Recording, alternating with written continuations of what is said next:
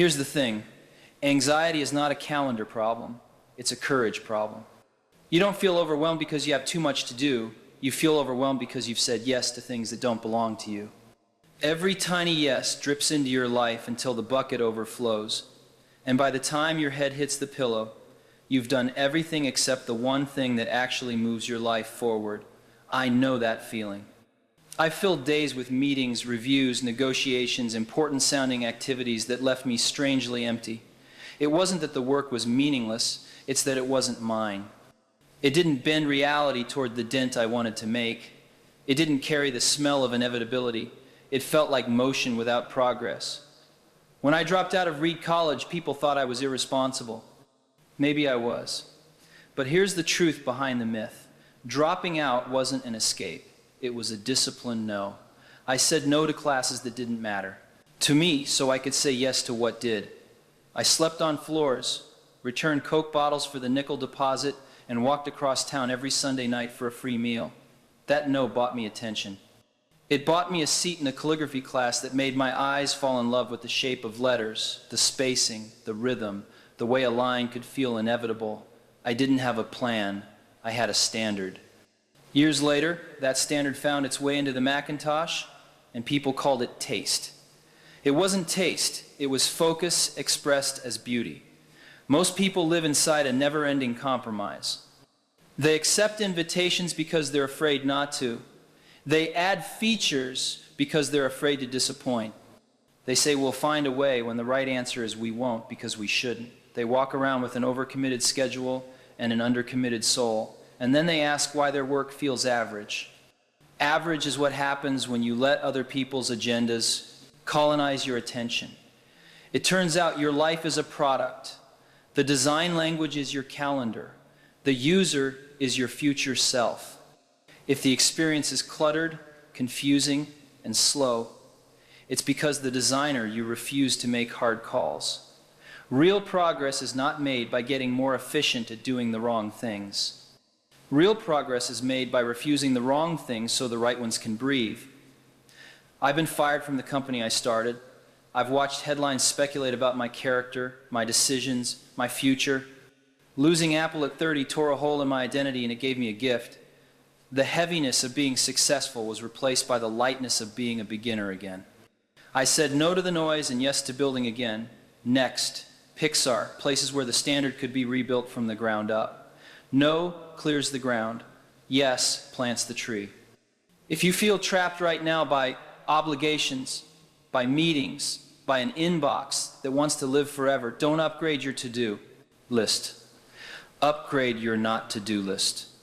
The quality of your work, the peace in your chest, and the legacy you leave will be measured by the courage of the things you refuse. And one more thing, your time is limited. Death is the ultimate product manager. It cuts features brutally, it removes every excuse and every polite reason to postpone the essential. When you look at your life through that lens, a strange calm appears. The question isn't how do I manage all of this, the question is what am I brave enough to remove so that what matters can be seen. Core principle focus is saying no. People like to romanticize focus. They talk about it as if it's a candlelit room with perfect music and a stack of fresh notebooks. That's aesthetics, not focus. Focus is a blade. It's the willing, even joyful act of saying no to 1,000 good ideas so that one great idea can exist. I've said it before and I'll say it again, I'm as proud of what we didn't do as I am of what we did. Focus begins with a decision about identity. You don't ask, what can we build? You ask, who are we? At Apple, the answer was simple and brutal. We build tools for the mind that are simple, powerful, and humane. That sentence killed features. It killed product lines. It killed comfort. But it kept us honest. Saying no isn't negative. It's love. It's how you respect the people who will use your work. It says, I won't waste your life with clutter. I won't decorate confusion. I will not ship something that needs an apology. When we built products, we obsessed over first impressions and last impressions because they bookend the relationship. The first impression should say you're in good hands. The last impression should say that was time well spent. Everything in the middle is editing, saying no, no, no. Until yes rings like a bell. People used to talk about my reality distortion field. They thought I ignored constraints. I didn't. I use constraints like a sculptor uses stone. The fastest way to make something beautiful is to force yourself into a corner where only the essential survives. That's the function of no. It doesn't limit creativity, it creates it by narrowing the aperture until the image snaps into focus. Let me tell you what focus isn't. It isn't multitasking. Multitasking is a polite word for a loss of self-respect. It isn't hedging. Hedging is fear in a nice suit. It isn't a sugar high of productivity hacks. Tricks can move a day. Only values move a lifetime. Focus is the value that makes excellence possible. And focus has a cost. When you say no to a meeting because you need 3 hours of uninterrupted time to design a flow, someone will be offended. When you cut a feature that a loud person loves, you'll get an email with too many exclamation points. When you let a shiny opportunity pass because it dilutes the story, you'll feel the ache. Good. That ache is the workout. Most people never feel it because they never lift anything heavy. You're building a life that can carry weight. Here's a test. If everything on your plate could be delegated and you'd still be proud of the result, you haven't chosen the right plate. Your calendar should make you slightly nervous, not because it's packed, but because it's precise. Each block should threaten your comfort and promise your future. If it doesn't, cut until it does. Stay hungry, stay foolish is not a slogan about recklessness. It's a discipline. Hunger says, I will not be satisfied with fluff. Foolishness says, I will ignore polite rules that keep average work alive. Together they make you brave enough to say no when no is the truth. The filter, the 3 levels of no. You don't need a complicated system to focus. You need a filter that tells you in the moment whether something earns your next hour. Here's the filter I use, whether I named it or not. It's 3 questions. Each question is a gate. If a request, idea, or task fails at any gate, it doesn't get your time, not now, maybe not ever. Gate 1. Does this bend reality toward my ultimate purpose? This is the identity gate. If you can't say your purpose in 1 sentence, start there. Mine was simple. Build insanely great tools for the mind, tell stories that move the human heart, and do it with taste. When an opportunity arrived, I asked, does this move us toward that? Not is it interesting, not could it be profitable, not will people clap. The question was, does it bend reality toward the dent? If the answer was no, the conversation ended. Polite, grateful, done. You need a sentence that is both a compass and a blade. I create simple systems that make complex things humane. I design learning experiences that change what people can do in a day. I build communities where creators find the courage to ship. Write it down, put it where your eyes can't escape it. Let it kill the 90% of requests that are really just invitations to become someone else. Gate 2. Is this the absolute best use of my time right now? This is the priority gate. Even if something aligns with your purpose, the timing may be wrong. Every hour has a best use. Ask, what is the highest leverage action I can take in the next block of time? Not what's urgent. Not what will make someone stop pinging me. The highest leverage action is the one that moves the core story forward. When I was building products, the best use of my time was walking the floor, touching the thing, feeling the friction at the seams, arguing about a pixel with someone who cared as much as I did.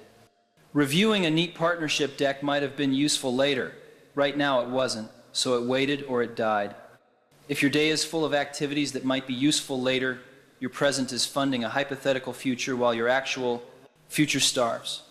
Here's a trick. Name a single move the story block every day. One 120-minute block where you touch the essential with your full attention. If a request tries to steal that block, it must bring overwhelming proof that it is the best use of that exact time. Most things can't. Gate 3, can I delegate or eliminate this? This is the resource gate. If something doesn't make it through the first 2 gates, don't negotiate. Kill it. If it passes the first gate but not the second, ask if someone else should do it or if it should exist at all. Many tasks survive because they're familiar, not because they're necessary. Meetings exist because they feed egos, not because they feed outcomes. Reports exist because they keep anxiety busy, not because they keep the product honest. Delegation is not a demotion, it's a design choice. Your job is to assign problems to the smallest group with the talent to solve them and remove yourself unless your presence is essential. Elimination is the purest form of focus. When we stopped doing certain projects, we didn't pause them, we killed them. The team felt the shock, then the relief. Suddenly, there was oxygen. Suddenly, good ideas had room to breathe and become great. Use the 3 gates in order. If something fails gate 1, say no immediately. Don't waste energy evaluating timing or resources. If it passes gate 1 but fails gate 2, say not now and mean it. If it passes both but fails gate 3 because someone else can do it better or faster, delegate with clarity or eliminate with courage. Now, how do you say no? With respect and without apology. Try this. This isn't aligned with what I'm building right now, so I'm going to pass. Or this matters, but it's not the best use of my next block, so I'm saying no. Or this should exist, but not with me at the center. Here's who might own it. Notice the tone, clear, kind, closed. If this filter resonates, if you can feel how your life would change by using it, then show it. Subscribe to this channel. We're building a community of people who think differently, who choose their dent first and let their decisions flow from it. Hit subscribe and make this filter a daily practice. You're not alone in wanting a simpler, stronger yes. Many case 4 quadrants and 1,000 nos. When I returned to Apple, the company was a maze. Too many products, too many plans, too many strategic initiatives with names that sounded important and results that weren't. The hardest part wasn't figuring out what to build, it was deciding what to stop building. We drew a simple grid on a whiteboard, consumer and pro on one axis, desktop and portable on the other. 4 boxes. That grid was a guillotine. It cut cleanly. Everything we shipped had to fit into one of those 4 quadrants and tell a clear story. Who is it for, what is it for, and how does it move the whole experience forward? Projects that couldn't answer those questions were distractions with budget lines. Some people thought it was reckless when we killed beloved projects. The Newton had passionate advocates. It was ambitious, early, and ahead of its time in ways you can still admire, but ambition is not a substitute for story. The Newton didn't fit the grid. It diluted the focus. It ate resources we needed elsewhere. So we said no even to something smart, even to something with fans. That no wasn't a judgment on the people who built it. It was a vote for the future we needed. Here's what the 4-quadrant focus did immediately. It clarified identity. Suddenly engineers, designers, and marketers could align their instincts around a small set of products that deserved to be insanely great. The conversation changed from what else can we do to what must we do to make this the best thing we've ever shipped. That shift is the difference between motion and transformation. Saying no to the Newton and other projects freed us to pour talent, time, and taste into fewer things. The result wasn't just better products, it was a better culture. A players thrive under constraints that matter. They want to care about every corner and every curve without feeling like they're watering a desert. They want to argue about a pixel at 2 a.m. because the pixel carries the story. When you concentrate their attention, you get something rare, a team with a shared sense of inevitability. Focus also taught us to respect the user's time. If our lineup confused us, imagine what it did to the person walking into a store. Choice is not kindness if the choices are shallow. Simplicity is not minimalism if it starves the experience. Simplicity is coherence. The grid forced coherence. People sometimes call that period the comeback. They point to the products as if the products alone did the work. But products are the visible result of invisible decisions, thousands of no's, backed by a shared belief that the story mattered more than our comfort. That belief is the only comeback strategy that works in any field.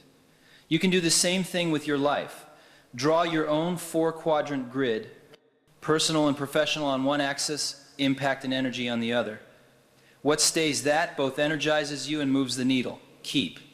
What drains you and moves nothing, kill. What energizes you but doesn't move the story, hobby not core. What moves the story but drains you, delegate or redesign. This is not cold, it's compassionate. Compassionate to your future, to your craft, to the people who will use what you make. It turns out that when you commit to fewer things with higher standards, the market calls you a genius. You're not a genius. You're disciplined. The genius is in the edit. The courage is in the cut. The magic is in the room that appears when the clutter disappears.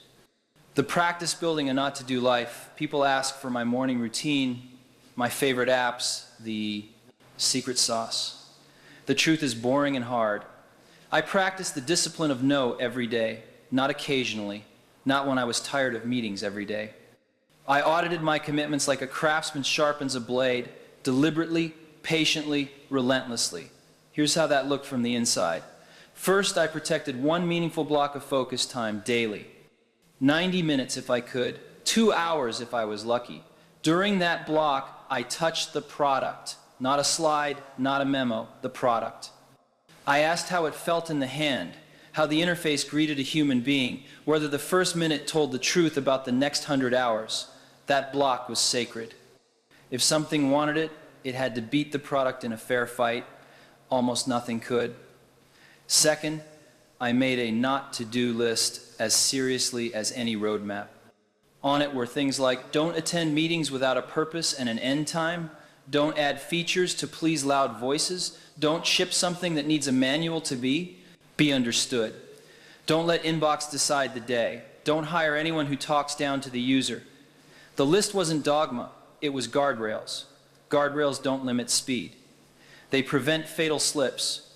Third, I curated my crew. A players hire A players, B players hire C players, and the average collapses. I hired people who could argue with me because they loved the product as much as I did. Meetings weren't calm, they were alive.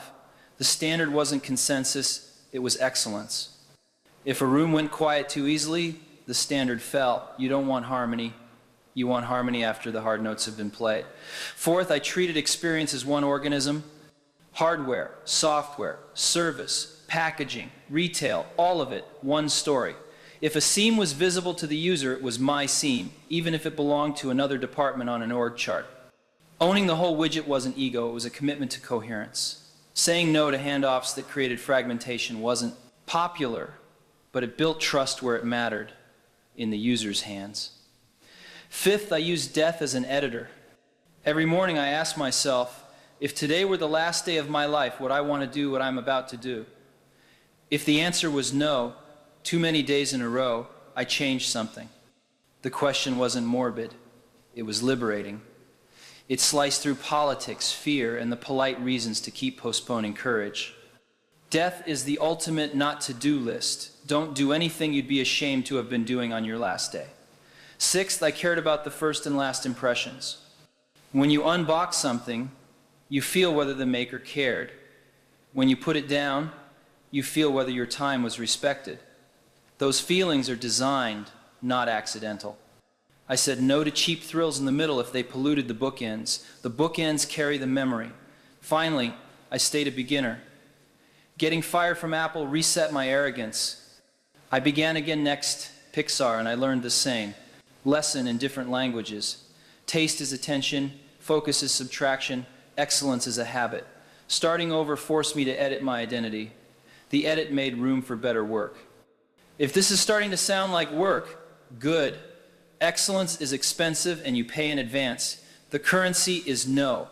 Every courageous no buys a piece of a future that will thank you. Action Plan 1, week of courageous no. It turns out you don't change your life with a grand gesture. You change it with a week of honest decisions. Here's a 7-day plan to build the habit of no. Simple, direct, uncomfortable in the best way. Write your purpose sentence. One line, not a paragraph. I build for so that. Make it so clear a friend can repeat it. Put it on your lock screen. This is your gate 1. Every other step depends on this. Day 1, create your not-to-do list.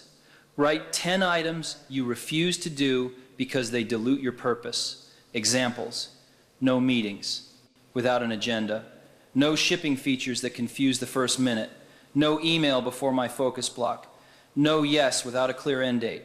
Post the list where you can't avoid it. Day 2, protect one deep work block. Choose a 90, 120-minute block and guard it like a secret garden. During that time, do the one action that most directly advances your purpose. Turn off notifications. Put the phone in another room. If a request tries to invade, run it through gate 1 and gate 2. If it fails, say no politely and clearly. Day 3, say no to one non-essential request. You already know which one.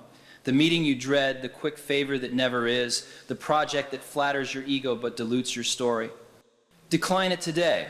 Use a clear sentence. I'm focusing on X and can't commit to Y. No apology, no novel-length explanation. If appropriate, delegate to someone for whom it is the highest leverage. Day 4, kill a pet feature. Look at your current project. Find the feature that creeps in every conversation, looks clever in a demo and confuses the story. Kill it. Announce the cut. Watch the air return to the room. Expect resistance. Explain the story. Your users will thank you even if they never know what you removed. Day 5. Draw your 4-quadrant grid. Personal, professional on one axis, impact, energy on the other. Put everything you're doing into one of the 4 boxes. Keep the top right high impact, high energy. Delegate or redesign the bottom right high impact, low energy. Make the top left a hobby, low impact, high energy. Kill the bottom left, low impact, low energy. Be ruthless. Be kind to your future.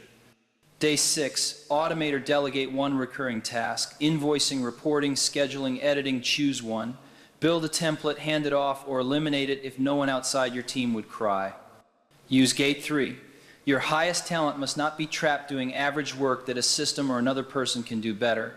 Day 7, review, refine, recommit. Read your purpose sentence aloud. Read your not-to-do list.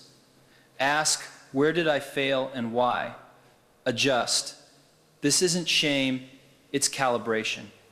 Then decide the 3 non-essential requests you will say no to this week. Put those no's on your calendar as already decided. Replace them with 3 deep work blocks. How to say no scripts you can steal. I'm heads down on purpose, so I'm going to pass.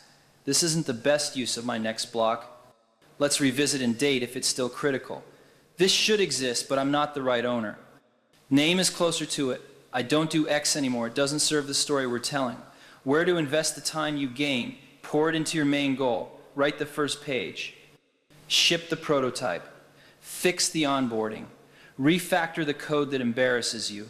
Call the customer who speaks the hardest truth.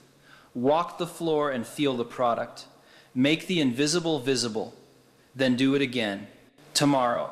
Measure progress by decisions, not dopamine. Did you make 3 courageous no's this week? Did you protect 3 focus blocks? Did you move the story forward? The scoreboard is simple and honest. The market will feel it. People call it momentum. It's just integrity at scale. And one more thing.